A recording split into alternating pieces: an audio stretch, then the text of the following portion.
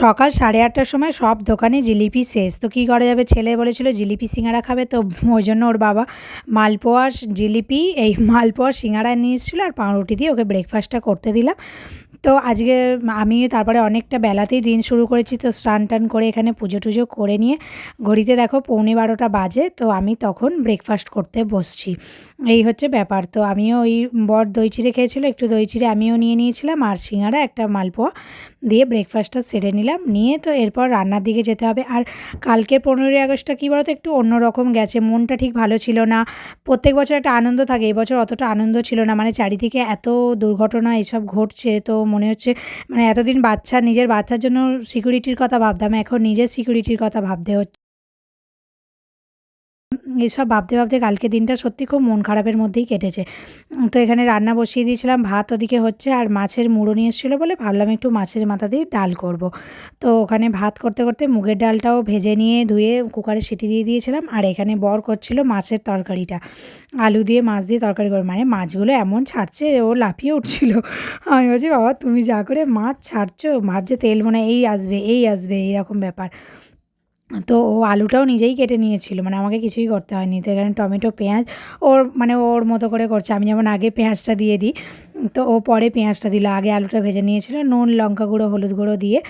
আজকে আমাকে বলেও নি মশলাটা দিয়ে দিতে, অন্যদিন বলে আমাকে মশলা দিয়ে দিতে, তো কালকে পুরোটাই নিজেই করেছে। তো আমি ওদিকে কাজ করছিলাম, যদিও বসেছিলাম না।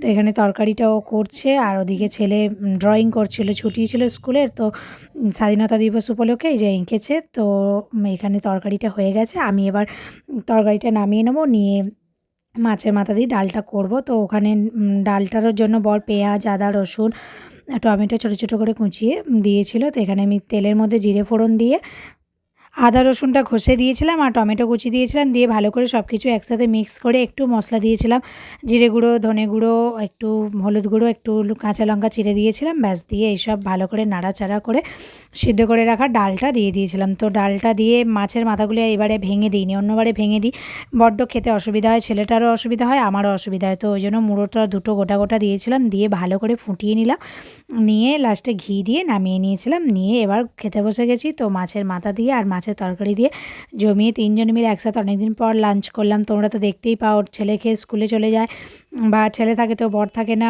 ডিউটি বেরিয়ে যায়, এইভাবে করতে করতে তিনজনে একসাথে খুব কম খাওয়া হয়। তো কাল ছুটির দিন ছিল, বড় ছিল, তো ওই জন্য তিনজনে মিলে একসাথে লাঞ্চটা করে নিলাম, নিয়ে একদম সন্ধেবেলা আসছি তোমাদের কাছে। তো এখানে লিকার করে নিয়েছি, বর ফিরে গেছিলো, তো খেয়ে বেরিয়ে গেছিলো ডিউটি, তো ফিরে গেছিলো, তো এখানে লিকার করে চা বিস্কিট খেয়ে নিলাম। নিয়ে এবার এখন রাত্রে কী খাওয়া হবে ভাবছিলাম। তো মোমো খাওয়ার কথা হচ্ছিলো, যে সন্ধেবেলায় চলে এসেছিলো, তো যাবো চলো, তো তারপর ভাবলাম না আজকে আর বেরাবো না, কোথাও ভাল লাগছে না। তো এখানে ছেলেকে পড়াচ্ছিলাম, তারপরে বর বললো তাহলে চাউমিন নিয়ে আসি, তো নিয়ে চলে এসেছিলো চাউমিন ডিনারের জন্য, আর রুটি তরকারি করতে হলো না, বেশ মজার ব্যাপার। তো এখানে চাউমিনটা নিয়ে এসে এবার তিনজনে মিলে খেয়ে নিলাম, নিয়ে দিনটা কালকে শেষ করেছিলাম। আশা করছি তোমাদের ভালো লাগলো ভিডিওটা, ভালো লাগলে লাইক করে দিও, কমেন্ট করো আর সাবস্ক্রাইব করতে বলো না। দেখা হচ্ছে পরের কোনো ভিডিওতে। আর সবাই খুব সাবধানে থেকো, বিশেষ করে মেয়েদের কথাই বলছি, বুঝতেই পারছো, সবাই কিন্তু খুব সাবধানে চলাফেরা করো রাস্তায়।